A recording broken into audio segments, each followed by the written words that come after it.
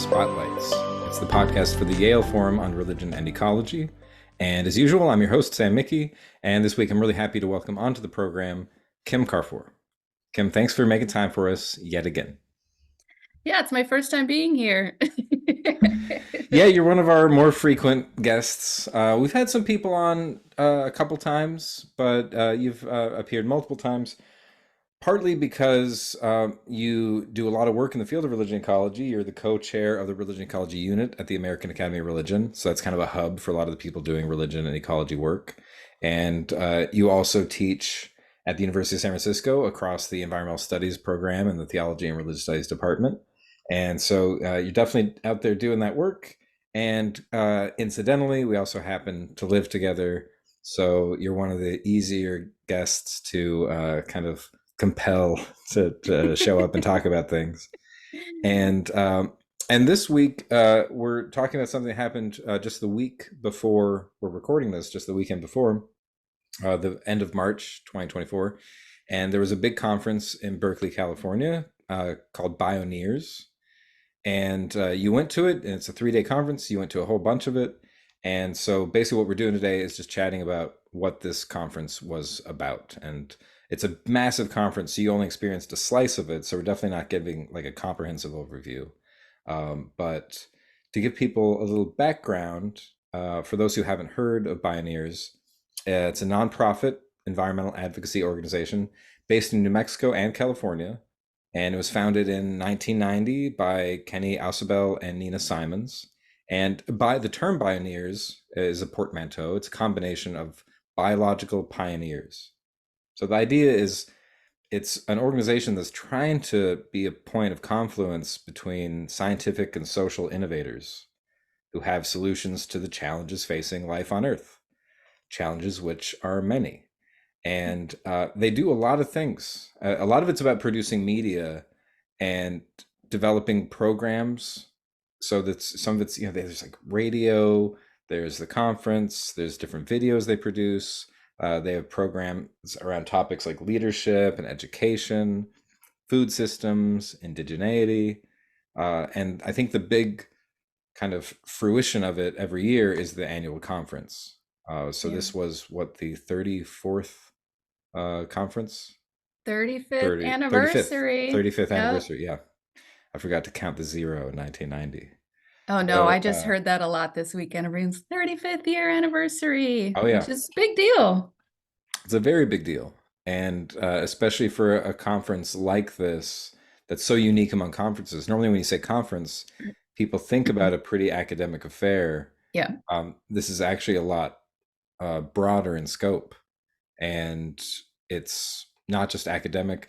To the extent that it is academic, it's very interdisciplinary. You're getting people from physical sciences, social sciences, the humanities, but you're also getting stuff across a variety of sectors. So you're hearing from activists, you're hearing from people in technology and design, you're hearing from people in economics and finance, people in education, you're hearing from religion and spirituality, you're hearing from artists, musicians, filmmakers. So it's a pretty amazing scene, and one that we happen to be privy to because we live in the Bay Area.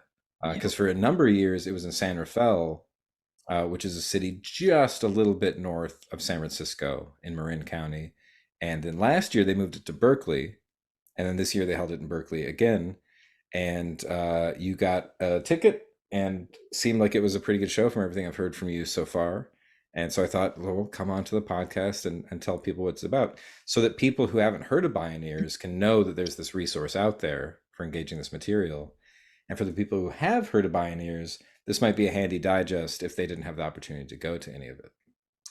So, what do you think? I think let's just go through some of the panels that you went to, some of the events, some of the film screenings, whatever it was, and what were some of the highlights for you? Right. So, kind of going off what you just said. So, right, it is a conference. And I think for a lot of us, especially in academia, when you think about what is a conference, I think you think, oh, it's people sitting around giving papers or hearing their latest research. But this had a very different tone. Like, of course, we all are presenting our research, but I think and I don't even like the word interdisciplinary.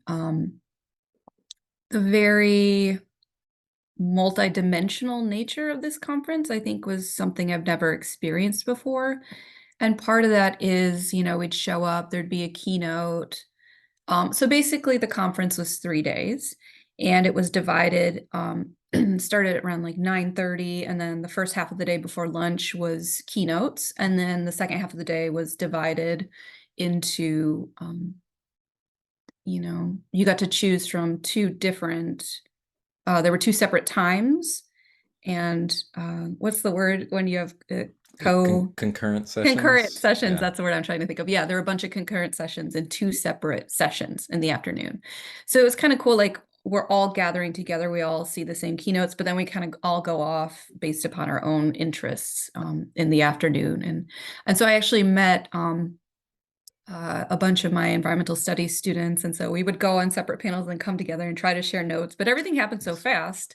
So you're just kind of digesting everything. And I didn't really get to hear what the other panels were about. But anyways, so to kind of go back to the morning. So any morning would be a keynote, and then there'd be like a musical performance. And then there'd be like two keynotes, one from an Indigenous person, one from a scientist, like a super academic scientist, right? And then we would go into, a local dance troupe from Oakland, right? And then we go back to, some activist in Oklahoma, and then another activist in in the global South. And then, we'd come back and have some other artistic thing. So it was just, it's to me, it's very special. I went 2 years, or like I went last year, and then this is the second year. And this year felt very different to me. It felt very special. And I don't know what the difference was, but I think part of it was just, it's a very heart-centered conference. And I think kind of what I was talking about, the structure where it kind of shakes you up, where I think when you go to an academic conference, all of your energy starts to just get drawn out of your body and only in your head. You forget that you're a body. You forget you have an imagination. You forget you have a heart, right? Like, I think after 3 days of conferencing and just listening to academic papers, you just get super in your head, right? And I think just the basic structure of this is that you couldn't. Like, there were super academic papers, so maybe you'd be in your head for about 15 minutes, but then there was, someone come out and do some heavy drum beats, and then you're back in your body again. And it was weird because even though was sitting for 3 days straight, and I have chronic pain, just to be, I mean, I think many academics probably have chronic pain, anyone who sits for 8 hours a day. But it's almost like the pain subsided, which was so strange. Because I don't know, I'm not going to go into the mind body problem in from philosophy, but I'm just saying how the movement of energy in this conference was very unique. So I think that's just kind of energetically, or from a big picture, it felt very different in that sense. Yeah, I appreciate that a lot, and because I didn't go to any of it, had other things going on, and looking at the schedule, I was really impressed with how much they integrated art and music and film screenings and things like that that really speak a little less to the head and more to the heart, more to the gut, more to your Yeah. full-bodied experience of being human, being an earthling, and that's part of the reputation of Bioneers. I think is that there's a sense where this isn't just information; it's a lot more inspiration. Yeah, very inspirational. Yeah. And I think that's something that a lot of people kept speaking to, which is when you hear the word climate change, normally we're getting it from either climate scientists or the media. And so the climate scientists might be speaking in a language that, I mean, I don't necessarily understand. And then when we hear it from the media, it's always connected with the sort of the somatic response of what I would consider a contracted response, like fear, shame, guilt, Mm. doom, gloom. And so what I heard a lot during the conference, people say, and I think it was actually Kenny, the co-founder, that said, well, probably Kenny and Nina both said this, that when we all gather, it's not about hope as this abstract concept. It's about gathering some of the most creative, visionary leaders of our times with representing their vision for the future from their corners of the world, from their perspective. And so it offered this kind of comprehensive vision of what our future could look like. And so it's like the information is out there, we're just not talking to each other. So it's just a really sweet space for some lumineers, right, to come together. And it's not just about I'm going to go present my research and then go home. It's about cross-pollination. I was like randomly in the hall. I think we were on like a 15-minute break, and I had to eat my breakfast, like my banana, right? So I was kind of hiding in this dark corner, and I didn't realize I was at the door where the speakers go in and out. So I'm like eating my banana, and then I saw some of the speakers leave, and I was like, "Oh, I'm all star-studded, not star-studded. I'm starstruck." And then this lady comes up, and she's like, "Is this where the all the speakers come in and out?" And I was like, "Oh, I'm not really sure. But I did see a couple speak. I saw Kenny leave just now, so maybe." And she's like, "Oh, okay. Well, you know, I'm a philanthropist and I really want to go fund this person. I really like their idea, so I want to go talk to them." So it's like it brings philanthropists with people with ideas. And so, you know, worlds were changing. I mean, like money was being exchanged, or, maybe, I don't know, certain visionaries who don't normally get the opportunity to talk to one another get a chance to be together.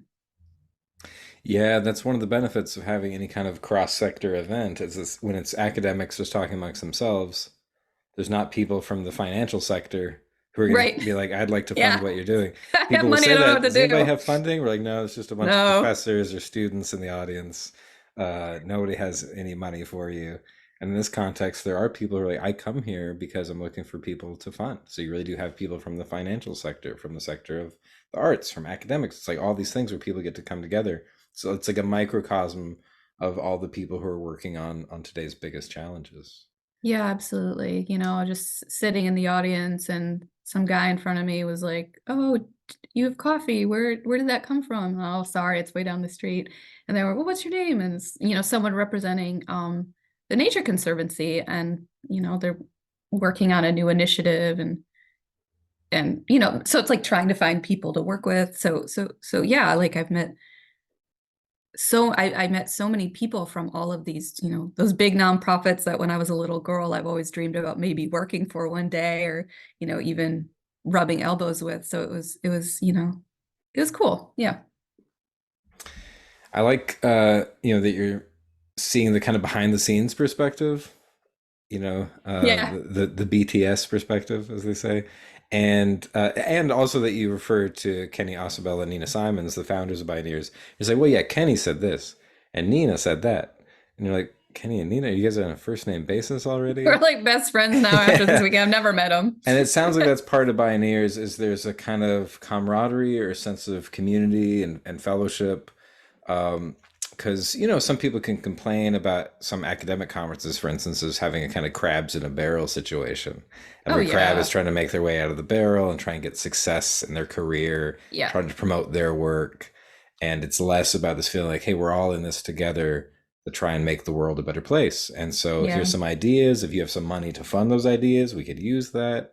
And Yeah. or here's some money if you have some ideas I can fund.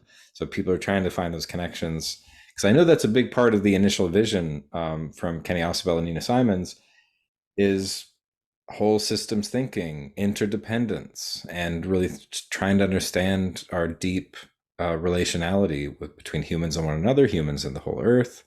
And so it's nice to get a sense of the feeling of what that's like, and that feeling Yeah. of like, oh, some stuff is really happening here, and people don't feel like they're just here for their careers; they're here for the whole earth community. Yeah. I mean, you definitely felt that. And it's funny because that just kind of rolled off the tongue, like Kenny and Nina, because you're right, at some point you did feel like these are your parents because they did birth this conference into being, and they're there walking you through it the whole way, not like holding your hand, like I didn't even, talk to them, but um, you know, they began the day, and then they'd come in and out, and they do like, some I think they did a prayer, maybe it's just some intention settings, right?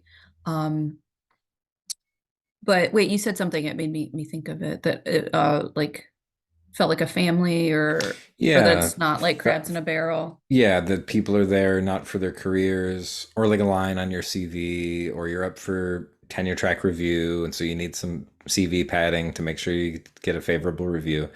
It's like, no, those people don't come to Bioneers. Yeah. And Bioneers is really more about the real innovation, and so there's a sense of camaraderie and the collectives at work. So it seems Yeah. like a lot of people who are Yeah. trying to cooperate and find spaces of cooperation with others. Well, and it's almost, I kind of felt like melted a little bit by day three. And I think, whether you call it like your ego, or I don't know, I'll just use that metaphor, right? I think that it just kind of melts over time because, you know, we would begin the day, and I'm someone who, when I go to a conference, I just want to sit. I don't want to talk to anybody necessarily, I mean, like when I'm there listening, right? Hmm. Um, if it's random and I go like get a coffee and we start talking, then fine. But no, Kenny and Nina would always say, okay, now turns to someone to your right, and then tell them where you're from, and tell them why you're here. And I could always feel a little resistance, to be honest, but that's just, whether that's being shy or, hey, it's 9 in the morning, I'm still trying to wake up kind of thing. Or, so I think that was part of the melting, right? And oh, hey, we have something in common. I have something in common with you. Oh, you like Suzanne Simard too? Oh, ha, ha, ha. Oh, you come here. I met this woman who, it's basically her pilgrimage she's from Washington, D.C., and she comes every year. She's been there every 6 years. But so, yeah, I think it's just the melting of separateness. And definitely everybody, there's incredibly strong Indigenous community that it was there and was being represented. And a lot of the Indigenous speakers would often point to the fact that we are all interconnected, and that idea of separateness is an illusion. And we're sold this idea of that's our whole self, and it's just not real. But whether you call it global capitalism, or the extractive economy, or the media machine, or colonialism, right?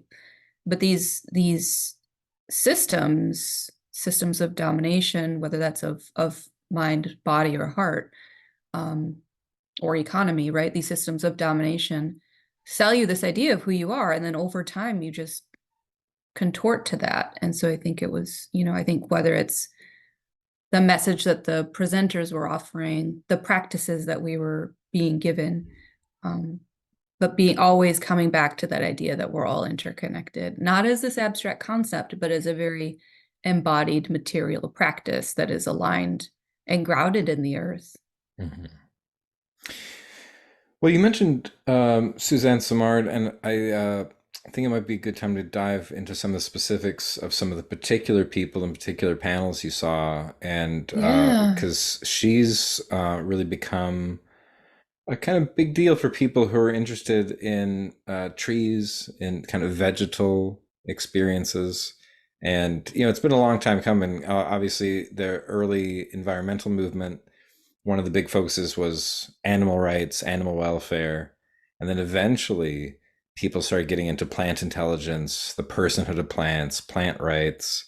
Mm. Now, even more recently, mushrooms and kind of fungal Yeah. intelligence. People like Merlin Sheldrake Yeah. have really gained a lot of notoriety for doing that kind of work. So people are gradually realizing how much intelligence is woven throughout the whole Earth community, and Yeah. it's not just humans, not just animals. And of course, the work that Suzanne Simard has done is with trees. So I wonder if you could say a little about that, because that sounds like that was a pretty good presentation. I think she did a few different things, and everybody, sometimes people are doing individual things or on panels. Right. Yeah. Yeah, but whatever you went to, I'd love to hear a little about that.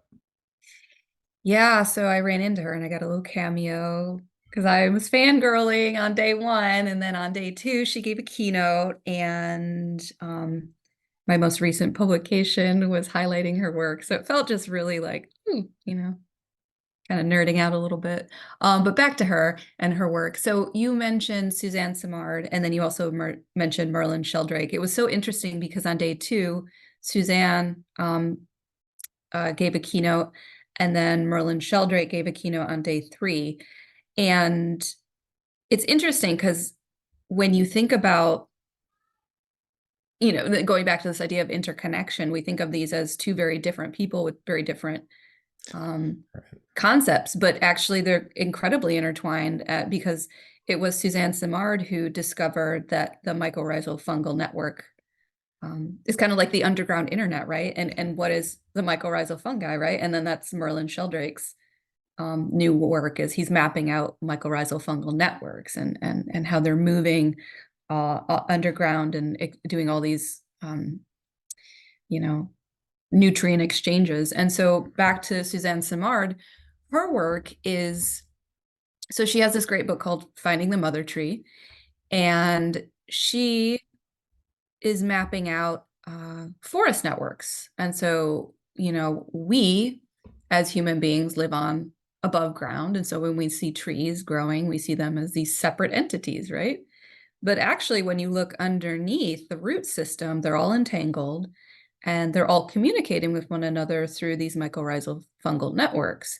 And, whether that's communication through like, pheromonal exchange. But Suzanne Simard is actually mapping out nutrient exchange. And so actually trees share nutrients. And so she's particularly looking at mother trees, how the biggest trees in the system are the ones that gain the most nutrients and then share it with their family, and as a scientist, you say, oh, you can't use the word family. You can't use the word mother. How dare you?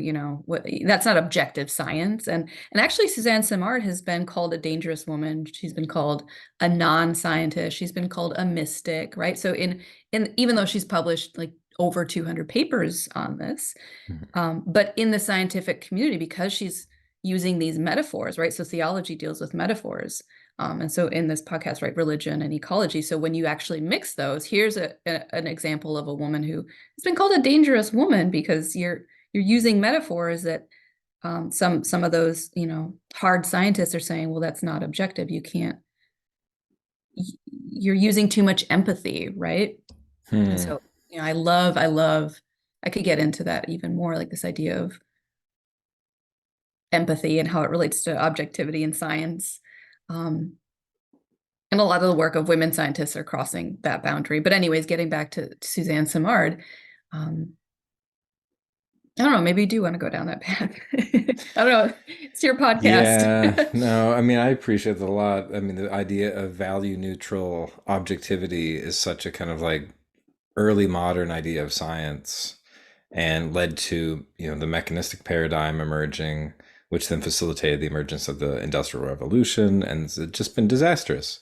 And for Yeah. the last 50 years or so, it's been utterly dismantled by people who are Yeah. really thinking through what scientific practices actually look like and how there's always suppositions of different values. You might think you're value neutral, you're smuggling in Everyone. values. Yeah. Yeah. And those Research is values research. often get to theological levels and things like that. And so people realizing that objectivity is embodied, or like what Donna Haraway calls situated knowledges. Yeah. So yeah, it's really amazing to me that you still see people who, when they hear scientific arguments presented with metaphors, they get mad. And Yeah. things like the using a term like mother or family, like, well, it's not really a family in the way that I'm a family with my parents or my children, and like, Yeah. you're not really understanding what science is all about. It's the same thing with the resistance to calling indigenous science science. And Yeah. sometimes people are like, I'm not going to call Oh, that science. We I might know. call it traditional ecological knowledge or indigenous knowledge, but Yeah. we're not going to call it science, because science is just for people with the lab coats and the calculations and the test Yeah. tubes and certain kind of devices. So they don't understand how knowledge can be produced in different ways in different contexts. And Yeah. obviously, the word science just comes from the Latin scientia, which just means knowledge. Right. And it doesn't Right. have to be just this one particular way of doing things. So yeah, Yeah. it's frustrating, for sure. Yeah, and as Vandana Shiva will call it, well, that's science. She calls it science in service, patriarchal science in service of capital or Hmm. capitalism. It's like you have to think about science and its context and what is the context, and so that she maps that out, right? But that has been deemed normative, right? The unmarked science. But it's like, no, but these new scientists with diverse perspectives, right, um, are coming in and saying that's not truth with a capital T, right? I think we can problematize that, but that's a different conversation. Yeah, yeah, and a lot to be said for philosophy of science, the field of science studies, people like Bruno Latour, Donna Haraway, Isabel Stengers. So yeah, people are working on it, and it's the thing that's so strange to me is how like no, it's been refuted already. There is no value neutral science. Your values are just that you seek progress, development, profit, Right. and our values might be about relationship, care, community. Life And so affirming, yeah, and so everybody's got love. values, Yeah. and it's I guess people call these arguments zombie arguments because they've already been killed and yet they won't stop. And like Mm-hmm. we've already utterly dismantled the idea of pure objectivity removed from subjectivity, science removed from values. That's already been refuted and it just keeps Yeah. coming back. I mean, it's kind of like I know you do a lot of work with ecofeminism, and of course, the feminist Yeah. argument there's is that you always have to say women are capable of rationality. We're not just purely emotional, and that's been demonstrated time and time again, and yet people still come at you with those kind of arguments. Or it's like Yeah. in climate change where people are like, it's not CO2 that's warming the climate, it's the sun that's heating up. Like, no, we know it's not. And but people keep coming at it. So I think that's one of the exciting things about Bioneers is you have Mm. people who are really engaging the inertia of the Yeah. dominant paradigm. And they're like, look, you still think of things mechanistically, you still think of Yeah. things patriarchally, you're still thinking things in terms of colonialism and capitalism, and we're here to really try and push that and knock it over, Yeah. because it's a place where the people who are doing those things don't tend to gravitate. You don't Yeah. get people who are just Yeah. there in service of capital. You get people who are there in service of the earth. So now it's like, okay, now that we're amongst our own, let's really look at this work without the pushback that you would get in like an academic context. Okay, Uh, can I share a story on that note? yes. So, because it's tied into this, I mean, I'm obviously a big fan of women scientists. And so another speaker that they had was Dr. Ray Wynn Grant, and she has a new book called Wildlife. And it's this young woman who grew up in the Bay Area. She's a Black woman.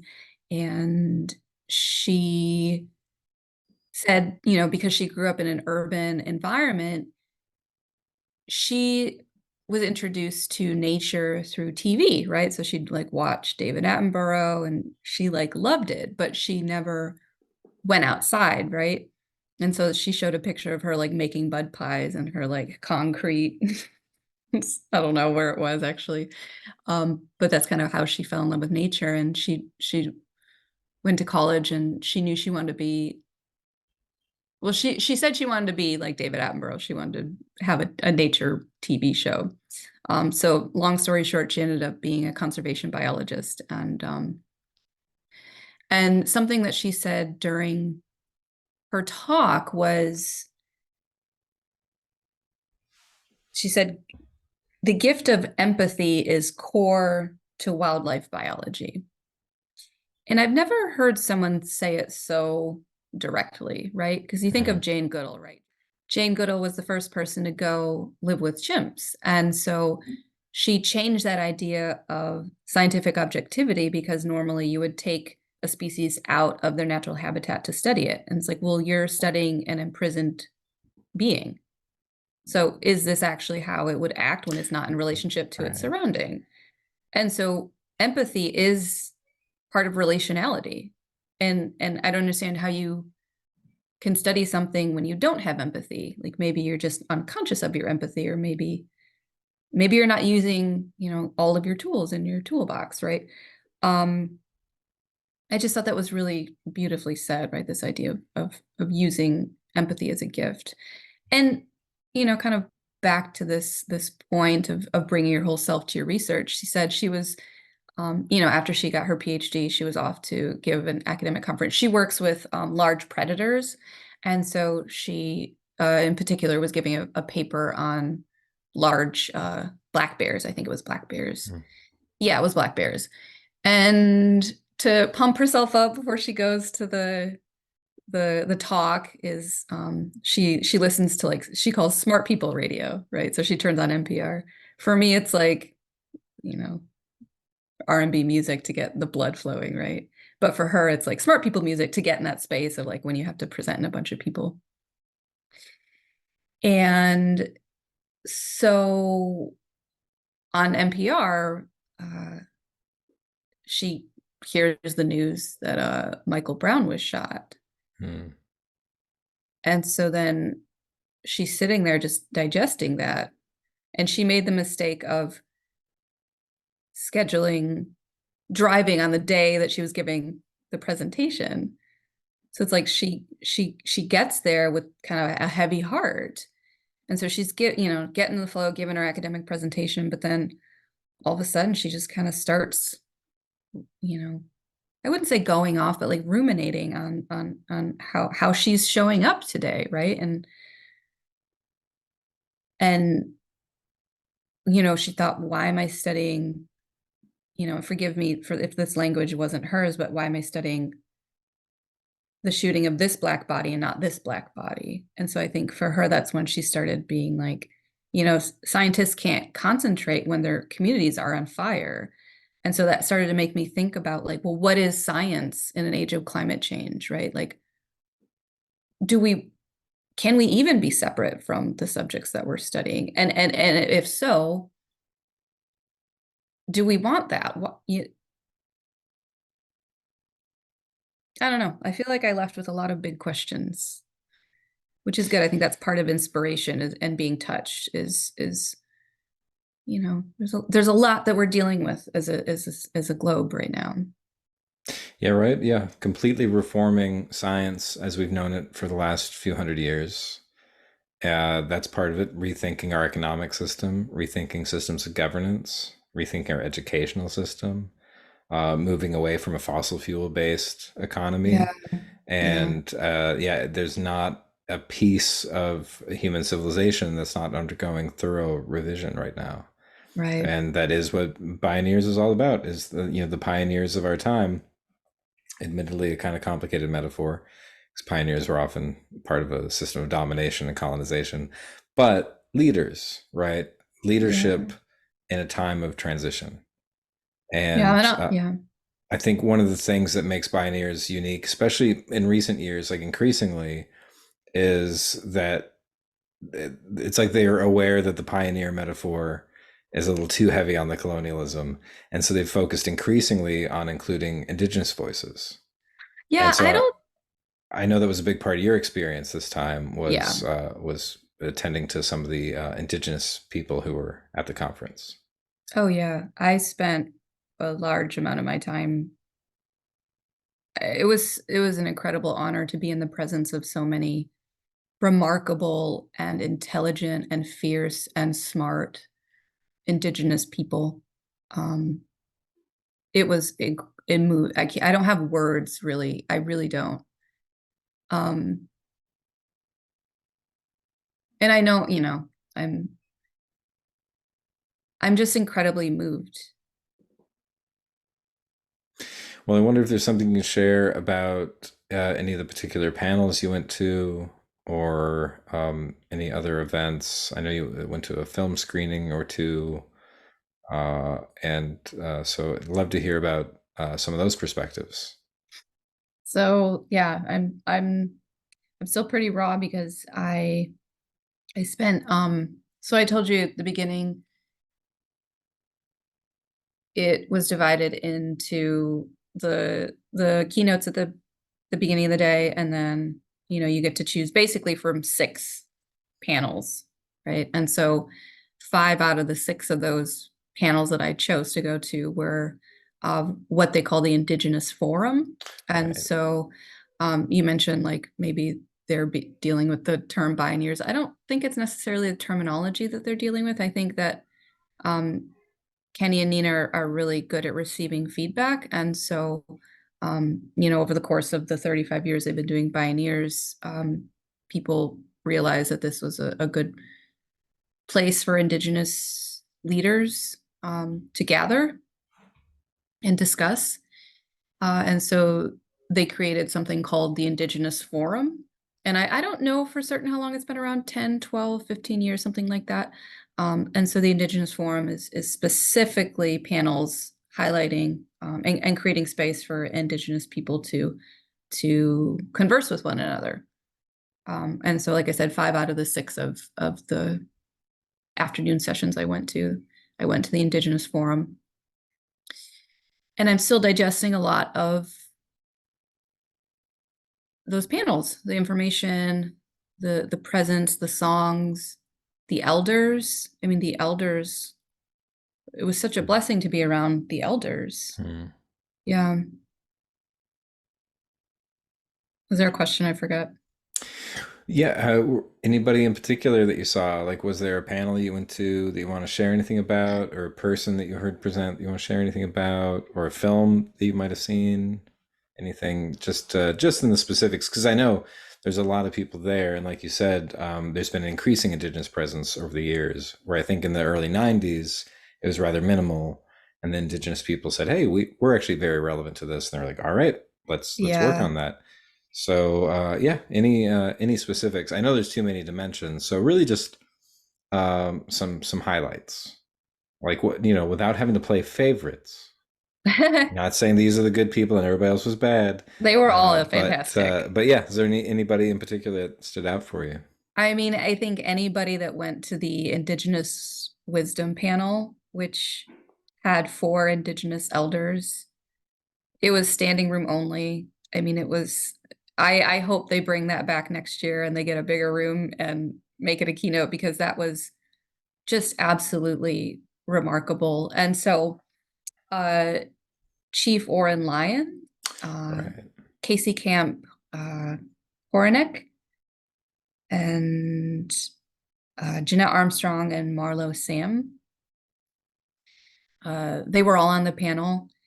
And I mean, Chief Oren, he said this thing. It's just the way that they are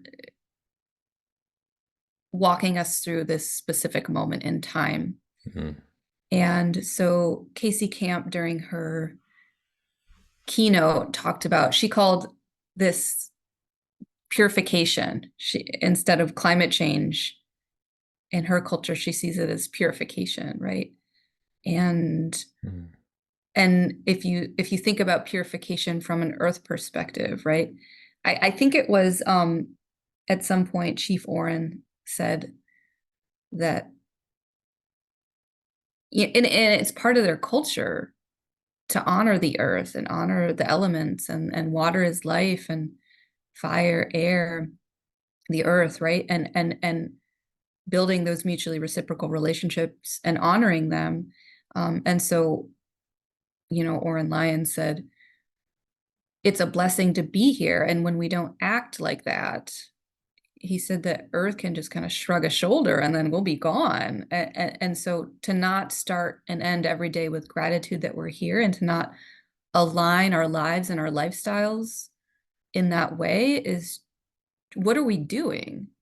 What are we doing if we're not doing that? We don't just get to assume that we should be here, right? And so I think just that elder wisdom. And then I also went to a panel highlighting Indigenous women.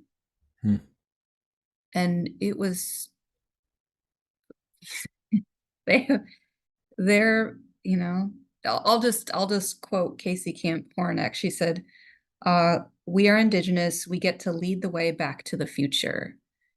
And so it's a looking back to collectively move towards the future, right? And so I just kind of want to make a side note that, it was a blessing to be there, and I'm picking, it's almost like I'm cherry picking these phrases, these quotes that stood out to me, but that's my representation. That's my interpretation of what I saw. There was so much more to these panels that, everybody that was there got something different. And so, I'm not representing these men and women or their perspectives. I'm just sharing my perspective from the conference and what I got out of it, and some of these quotes and images and metaphors and things like that. Mm-hmm. One other thing that I really was kind of funny, because they were talking about how Indigenous humor is implicit in the language, and so humor is such an important part of their culture. And Chief Oren said, we need to get off our. He didn't say we need to. He just said, get off your toys. And I just thought that was so simple yet poignant, right? Like, what are we doing? What that means, staring at your phone, clicking around on the computer. Like, I get that we all need to work to make a living and make money to survive. But when you take that earth-centered perspective and you just think, what are we doing? Are we in alignment? Mm-hmm. Right. Yeah. Yeah. Playthings. Yeah. People are acting childish, in other words. It's Yeah, time to grow up. exactly. Yeah. Yeah, and hence the elder perspective, right? Mm-hmm. Yeah, it's time to grow up.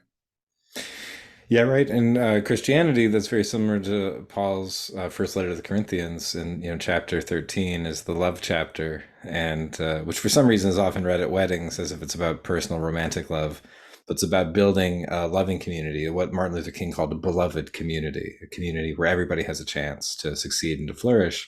And a big part of that chapter from Paul is telling people to put away childish things. And it's Yeah. time to put that behind us and start doing the real work of building beloved community, because we can have that. And we used to dream of that, which is, I like the Back to the Future analogy. We're going to lead you back to the future. What do you mean back? Back to the future we were planning on before we got colonized. We had Right. images of a future of mutually enhancing relationships between humans and the whole Earth community. We had that vision, and that vision got replaced and supplanted by a vision of constant progress, of infinite economic growth on a finite planet, of human domination of Earth and human domination of other humans. Like, that wasn't the vision.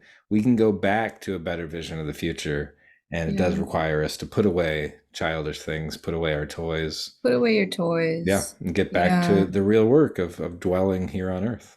Yeah. Yeah, Chief Oren shared a story about his childhood, and because I was thinking about even like cars as toys. Mm-hmm. Why do we need cars? Do we need to be going that fast? And hence the elder wisdom. He began his talk um, sharing a story of his childhood, and there weren't cars, and that's someone who's here alive, and so like we can go back to go to the future, and I'm Mm-hmm. sure I probably err on the side of being much more anti-civilization than you, but I'm like, I would definitely would not miss my commute. I would miss seeing my family, but I wouldn't miss commuting. I mean, it's just that these toys are hurting us. I think that's where what I go back to. They're hurting us. They're hurting us physically, they're hurting us mentally, they're hurting the earth. And I get it. Like, I get that we need them right now and they serve a Mm-hmm. purpose. And that's also what was said in, I can't remember what panel it was. I think it was Casey Camp said it in one of the Indigenous panels. She's like, they also call her Gran, right? And she was the grandmother in is it Reservation Dogs, Res Dogs? Oh What's that? yeah, res dogs. Yeah. Yeah, Res Dogs. She was a grandma figure there. She was also the voice of the grandma in Avatar. And then she joked, she's, I don't know why they keep making me the grandma. um, but she says, like, I'm on social media, but I never go on. Like, I'll ask my granddaughter, what's going on in cyberspace? Is there anything cool happening in cyberspace? Um, and and she said, like, I get that social media has a purpose, and Right. it's I personally see it helping us um, create the future that we need to see in the world. But it's back to, is it Plato that says the solution is equally the poison? That's not Plato. What's the pharmaca, right? Yeah. Um, it might be Hippocrates, the father of medicine, as they call him, like the Hippocratic Oath, that like dosage makes the poison. And Right, so the same thing could cure you if you take too much of it. I mean, like we know, like Tylenol can cause liver disease if you take too much. Take the right. right amount, it can help with pain and fever and things like that. So, yeah, everything in the right dosage is the question. But yeah, the difference Yeah, between a remedy and a poison, it's like it's often the same thing that could heal you, could kill you. So yeah, yeah, you're right. Though Plato does write about that as well. About pharmacology. Pharmacon means both remedy and poison, just like the word yeah. drug means it could heal you, Yeah, it could poison you. that's what I'm Yeah, thinking. Yeah. And so thinking about phone use, social media technology, computers. yeah, right. There's cool technology like iNaturalist where you can use your phone to identify plants, and Mm, that's it's like binoculars. Some technology helps you connect with the world more. yeah, And then there's other things that you're definitely disconnecting from the world and you're becoming more alienated from the earth, alienated from other people, and that stuff's hurting us. So yeah, yeah, discerning the difference between good technology, bicycle, harmful technology, right. private jet. But it's not even just good or bad technology. I see it in even our students. It's the addictive potential of something like a phone, and that when you're so young and no one teaches you, we don't even have the reach. I don't want this to go off in, technology, but just to be careful. And so I'll also add another voice to the mix. There's a brilliant woman. Her name's Colette Pinchon Battle, and she is the founder of Taproot Earth from Louisiana. And she gave a great keynote, just powerful. I was sitting next to Andreas Karelis, the founder of Revolve, who was on this podcast a little Yep. bit ago. Friend of the pod. Yeah, friend of the pod, solar panel Yeah, nonprofit. Revolve. Yeah, it's a nonprofit that helps fund solar development for other nonprofits. Yeah. So when Colette was done, Andreas looks at me, he says, she needs to be president. And I said, lead us to the future. She has the vision. But anyways, in her talk, she said, hey, y'all, and she's like, and I'm really sorry to call this out. She's kind of making fun of a lot of different communities and like California for eating quinoa. But so when she got to making fun of like the younger generation, she's like, y'all need to get off your phones. And I'm not trying to like demonize you, but when stuff goes down, like, when the internet goes down, when the satellite goes down, y'all are going to need to look each other in the eye, and you're going to need to figure out what move to make next, right? Hmm. And so learning and having social skills, learning to communicate non-verbally, looking people in the eye. I mean, people say the eyes are the window to the soul, and if you're not doing that, if you're only looking at your phone, which is kind of an algorithm of yourself, like the self, right, not the other, what kind of relationships are we building? Where is our attention going? Are we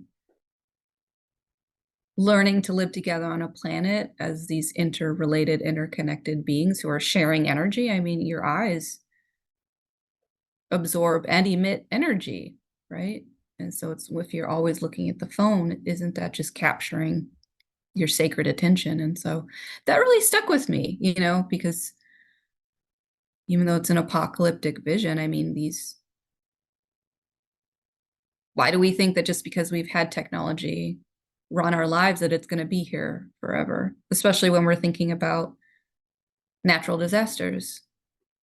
Yeah, right. That's a very clear case where the grid shuts down and then you can't use phones and computers or televisions, and then you're really in a very difficult situation. And survival in those contexts is very hard. Even in the immediate, if it's an ice storm, that knocks out the electrical grid, then you and your neighbors are going to have to get through it together. If it's a hurricane that knocks out the electrical grid, you and your neighbors have to get through it together. Although, of Yeah. course, there are the techno optimists that are like, don't worry, we're working on that. We're going to put a bunch of satellites in orbit to make sure that no matter where you are, how bad the disaster is, your phone will still work. But why do we want that? That's the question. Even Do if we we want could do that, that? what do we want? And do we want domination over Earth, or do we want partnership?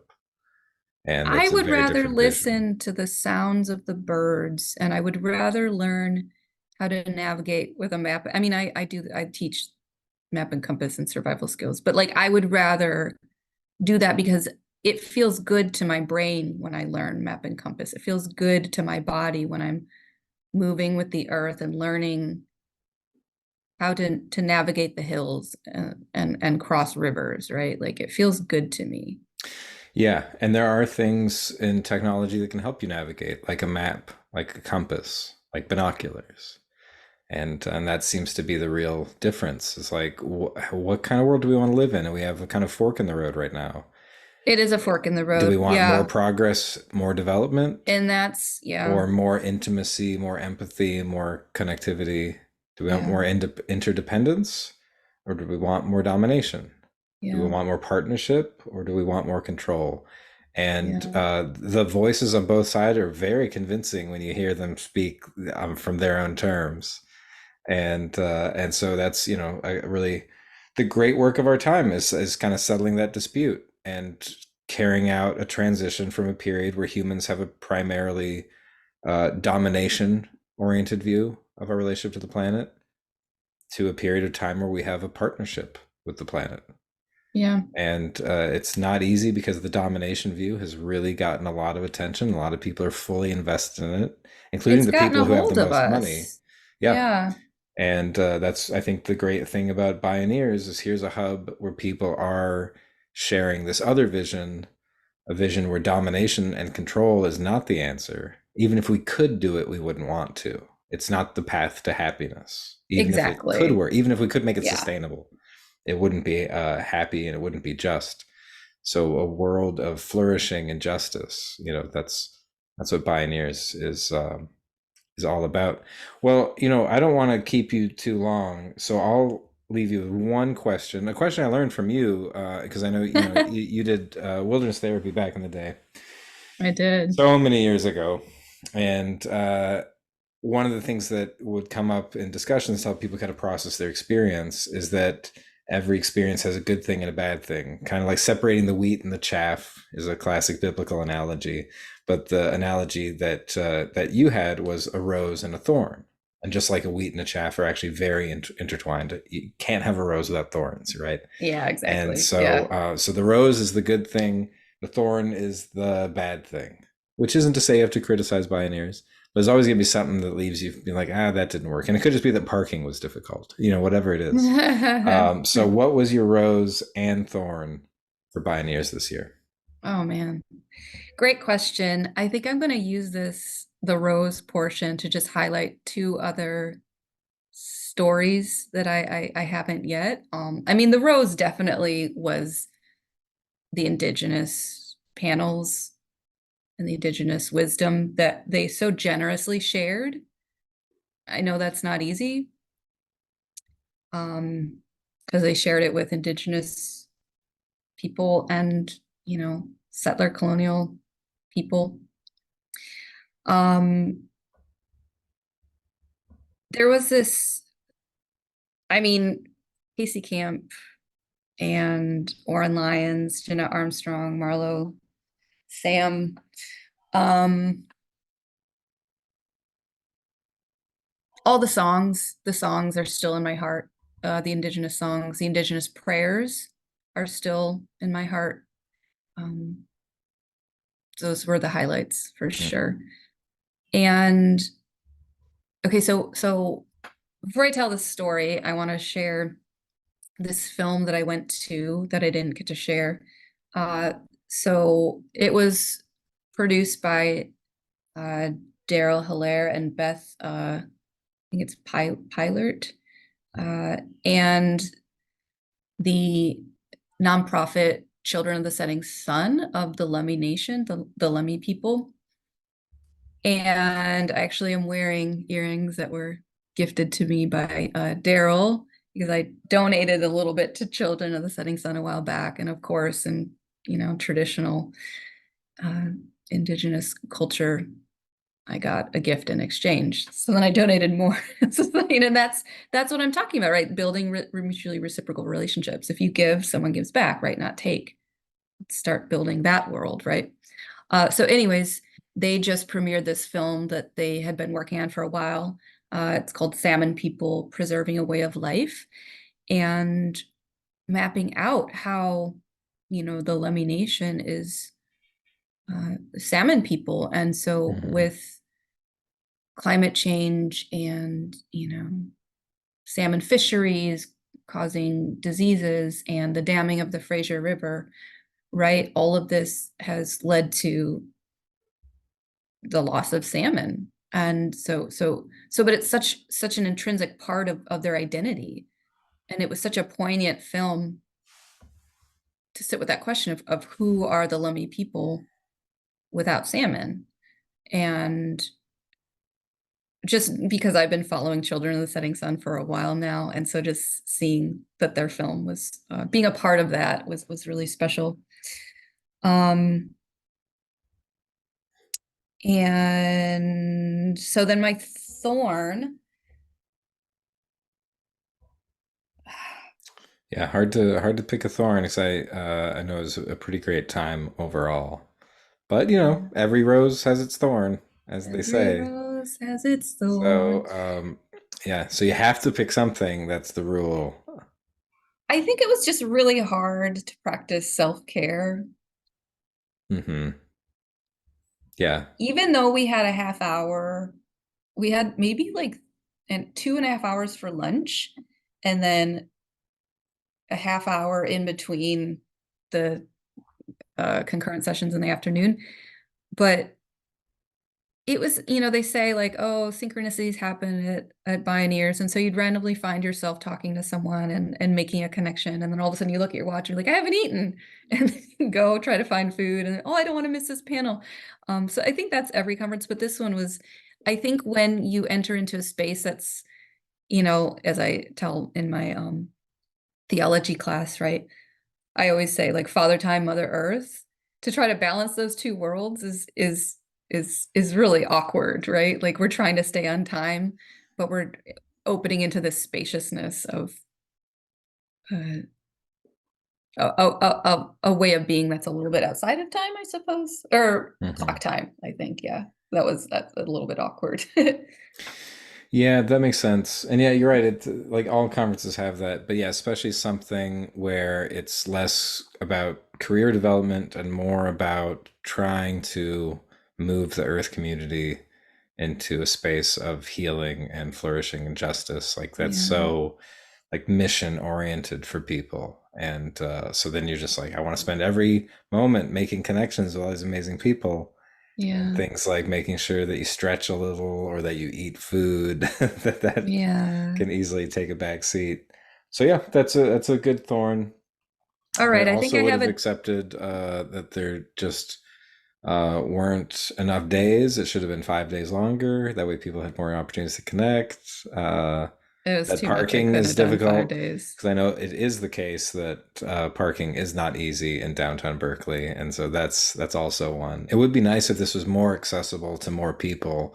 Luckily, they put a lot of videos online, and so I know there's lots of videos up from recent decades of the Yes, go conference. watch the videos. Yeah, Yeah, anybody who sees this, watch the videos, especially the Oren Lions, yeah, Casey not Camp. sure when that'll be posted, but yeah, for folks who are interested in tuning in, look up Bioneers online. It's easy to find their YouTube channel and to connect with that because it really is a lot of amazing material and the kind of people who are very interested in the work that the Yale Forum on Religion Ecology does definitely intersect very closely with the kind of people who are interested in Bioneers. Yeah. All right, can I share one other story? It's just when you said the thorn, I was like, well, this I don't know if this fits with the thorn, but it fits with the emotional tone of uh, if I got cut by a thorn. Sure, yeah.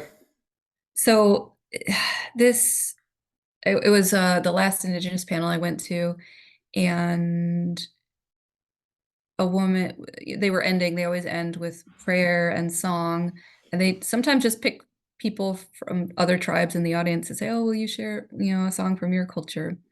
And so there was this woman from an Indigenous tribe in Hawaii, and she was, she shared this story. She said,